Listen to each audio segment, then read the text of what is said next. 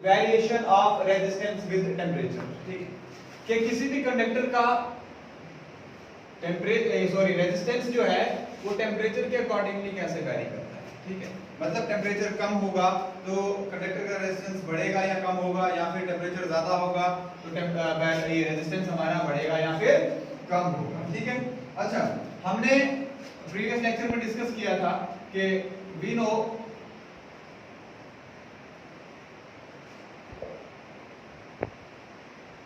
R is equivalent to Ohm's law से V by I, बोलो R is equivalent to V by I, तो R will be equivalent to V. What is V? Potential difference, that is mass into length, बोलो भाई, divided by what is I? I is current, और हमने relation पढ़ा है current and drift velocity, वहां से हमारे पास वैल्यू आई थी इसकी, क्या आई थी बोलो, n e square a t, n e square a t। ठीक है, अब हमें सोबिया बताएगी कि E क्या है हमारे पास, what is E? What is E? Electron. ठीक है, that is charge of electron. क्या है? Charge of electron. तो अब देखो ये बाकी सारी चीजें क्या मैं लिख सकता हूं, ऑल दिस बाकी जितनी भी रिमेनिंग थिंग्स है सारी क्या है, अगर हम कांस्टेंट कर दें तो हमारे पास इक्वल टू और एक कांस्टेंट को हटा के क्या लगता है, प्रोपोर्शनलिटी, जैसे प्रोपोर्शनलिटी को हटा के क्या लगता है, इक्वल टू के साथ एक कांस्टेंट। तो can I right it like this, R is inversely proportional to T? R is inversely proportional to T। सिर्फ मुझे रिलेशन दिखाना है, ठीक है, R और T का, R और T का। What is T? Relaxation time. Relaxation time, temperature नहीं है। What is T? हमने रिलेशन में नहीं पढ़ा है, ड्रिफ्ट वेलोसिटी और करंट के रिलेशन में। What is T? T is relaxation time. ठीक है, ये रिलैक्सेशन टाइम होता है। What is relaxation time?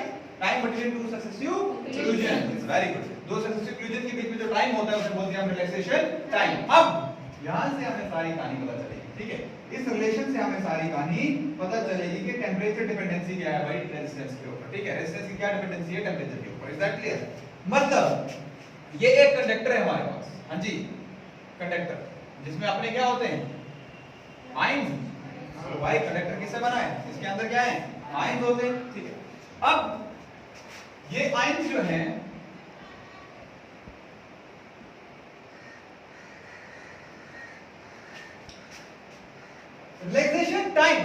Relaxation time कब कम होगा या कब बढ़ेगा, ये टेम्परेचर के ऊपर डिपेंड करेगा। मतलब मैंने अगर इस कंडक्टर को हीट किया, क्या किया, हीट किया, बोलो टेम्परेचर कम किया या बढ़ाया, टेम्परेचर बढ़ाया। अब ये जो आयंस है, ये जो इस कंडक्टर के आयंस है, ये आपस में जल्दी टकराएंगे या धीरे से, जल्दी। These ions will get extra energy, और एक्स्ट्रा एनर्जी होने के गेन करने के बाद कोई भी इलेक्ट्रॉन या कोई भी आयन जो है वो एक्साइटेड स्टेट में चला जाता है। किसमें चला जाता है, एक्साइटेड स्टेट में, मतलब जल्दी मूव करना स्टार्ट कर देगा। That is frequency will increase, frequency will increase. जैसे फ्रीक्वेंसी इंक्रीज होगी तो कोलिजन ज्यादा होंगे कम होंगे, कोलिजन क्या होंगे, and what is the cause of resistance, collision ही तो है, collision between ions of the metal या फिर ions of the conductor and electron. ठीक है, उनके बीच में कोलिजन को क्या कहा जाता है, कॉज ऑफ रेजिस्टेंस। तो मुझे बताओ जब हमने टेम्परेचर बढ़ाया तो आयन के बीच में कोलिजन जल्दी हो रहा है, तो टाइम कम लग रहा है ज्यादा, मतलब रिलैक्सेशन टाइम क्या होगा, कम हो गया। अगर रिलैक्सेशन टाइम हो गया कम तो रेजिस्टेंस हो जाएगा एवरीबॉडी, रिलैक्सेशन टाइम हो गया कम, कोलिजन हो गया, सॉरी रेजिस्टेंस हो गया ज्यादा। रिलैक्सेशन टाइम कम किसने किया, टेम्परेचर बढ़ाने से या कम करने से, बढ़ाने से, टेम्परेचर बढ़ाने से। टेम्परेचर जब हमने बढ़ाया, जब हमने टेम्परेचर बढ़ाया तो रिलैक्सेशन टाइम हो गया कम। अब मुझे बताओ जब टेम्परेचर बढ़ाते हैं तो रेजिस्टेंस कम होता है या ज्यादा, वेरी गुड। टेम्परेचर क्या, ये जब टेम्परेचर बढ़ाया तो हमारे पास रेजिस्टेंस की वैल्यू भी बढ़ जाती है। दिस वाज द टेम्परेचर, क्या, variation of resistance with temperature. अब अगर क्या मैं लिख सकता हूं, इधर लिखना, R is directly proportional to T। What is T here, temperature. हां यहाँ टेम्परेचर है, यहाँ क्या है, ये टेम्परेचर, मतलब टेम्परेचर बढ़ाएंगे तो रेजिस्टेंस भी बढ़ेगा, टेम्परेचर बढ़ाएंगे तो रेजिस्टेंस भी बढ़ेगा। क्यों, क्योंकि हमारे पास रिलैक्सेशन टाइम कम होगा, रिलैक्सेशन टाइम कम, कोलिजन जल्दी, कोलिजन जल्दी, और कोलिजन ही क्या है, cause of resistance. Is that clear, any problem? ठीक है। Next we will discuss temperature coefficient, ठीक है। Discuss temperature coefficient of resistance, ठीक है। Temperature coefficient of resistance. अब देखो इसमें क्या है, जनरल इक्वेशन याद रखना, द टेम्परेचर, एक मिनट देखो, अब temperature coefficient of resistance, general equation याद रखना, the resistance, let us suppose resistance R1 of a conductor at temperature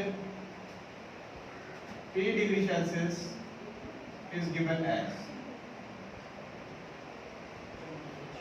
मतलब हमारे पास कोई एक कंडक्टर है, ठीक है, जिसका रेजिस्टेंस कितना है R1 और टेम्परेचर कोई भी, ठीक है, टेम्परेचर की वैल्यू हमें पता नहीं है। तो जनरल इक्वेशन है इसकी 3 डिग्री सेल्सियस पे जब रेजिस्टेंस हमारे पास R1 है, ठीक है, रेजिस्टेंस का भी पता नहीं है, ठीक है। लेट अस सपोज कोई रेजिस्टेंस है R1 और टेम्परेचर कितना है इसका 3 डिग्री सेल्सियस। इस केस में जो resistance R1 of a conductor at 3 degree Celsius is given as, क्या इक्वेशन होती है इसकी, R1 इज इक्विवेलेंट टू,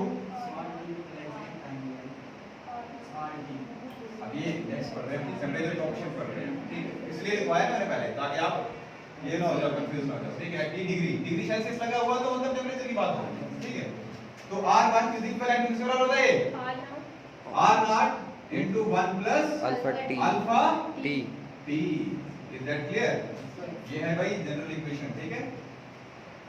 जहां पे हमारे पास R0 क्या है भाई, temperature at, sorry resistance at R0 है हमारा resistance at 0 degree Celsius, 0 degree Celsius, is that clear? जब कंडक्टर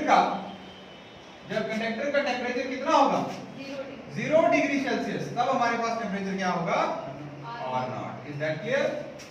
अब यहां से आप इजीली निकाल सकते हो R1 is equivalent to R0 into 1 कितना होगा, R0 plus R0 alpha T, बोलो भाई, इससे इनको मल्टीप्लाई किया दोनों को, सो द वैल्यू देखो R0 को किस साइड ला सकते हो या नहीं, तो क्या आएगा R1 माइनस R0, हाँ जी, डिवाइडेड बाय R0 t कर दें, divided by R0 is equivalent to alpha. बहुत अच्छे, क्योंकि यहां सिर्फ अल्फा बचा, देखो ये R0 को इस साइड आए माइनस में आ जाएगा, R1 माइनस R0 आ जाएगा, फिर R0 और t ये दोनों मल्टीप्लाई में थे अल्फा के, तो R0 और t जो मल्टीप्लाई में थे कहां चले जाएंगे, डिवाइड में चलेंगे, डिवाइड में उस साइड वजह से हमारे पास अल्फा, क्योंकि हमने अल्फा ही कैलकुलेट करना है, दैट इज टेम्परेचर कोएफिशिएंट। इस अल्फा को क्या बोला जाता है, ठीक है, temperature coefficient of resistance, temperature coefficient. तो आप टेम्परेचर कोएफिशिएंट ऑफ रेजिस्टेंस को आप डिफाइन कर सकते हो, ठीक है। देखो इधर temperature coefficient of resistance is defined as that the ratio of resistance change in temperature, बोलो भाई, change in resistance, change in resistance. देखो रेजिस्टेंस चेंज हो रहा है, देखो R0 कम था, R0 था 0 डिग्री के ऊपर, फिर हमने जब टेम्परेचर बढ़ा दिया, क्या किया, टेम्परेचर बढ़ा दिया, तो लेट अस सपोज हमारे पास कितनी वैल्यू आई इसकी, R1 कितनी आई, R1, ठीक है। तो R1 चेंज हो गया, अब चेंज कैसे निकालते हैं, फाइनल माइनस इनिशियल 0 डिग्री पे कितना था, उसके बाद हीट करने के बाद क्या हुआ R1 के ऊपर, तो final minus change in temperature divided by the product of resistance to the temperature, initial resistance and temperature, 3 degree Celsius time नहीं यहां पे टेम्परेचर, ठीक है, क्लियर है, ठीक है। एनी प्रॉब्लम, पक्का? what will be the unit of alpha, what will be the unit of alpha, that is temperature coefficient का यूनिट क्या होगा, Kelvin inverse, Kelvin inverse। देखो इधर देखना, रेजिस्टेंस में से रेजिस्टेंस निकालोगे तो रेजिस्टेंस ही रहेगा ना, रेजिस्टेंस की वैल्यू ही रहेगी, this minus this will also give you the value of R, बोलो भाई, रेजिस्टेंस की वैल्यू देगा, और डिवाइडेड बाय R0 पहले से ही है, ये भी रेजिस्टेंस है कुछ ना कुछ, ठीक है, into T, what is T here, T is temperature, तो ये R का यूनिट क्या है, ओम, रेजिस्टेंस का यूनिट क्या है भाई, ओम, ठीक है, डिवाइडेड बाय इसका यूनिट भी क्या है, ओम इनटू केल्विन इनटू केल्विन, क्योंकि टेम्परेचर भी है साथ में, RT है तो टेम्परेचर भी है साथ में। अब देखो ओम और ओम, तो 1 केल्विन बचा, तो केल्विन को ऊपर ले लो तो केल्विन इनवर्स हो जाएगा। ठीक है, any problem? This will be the unit of alpha, that is temperature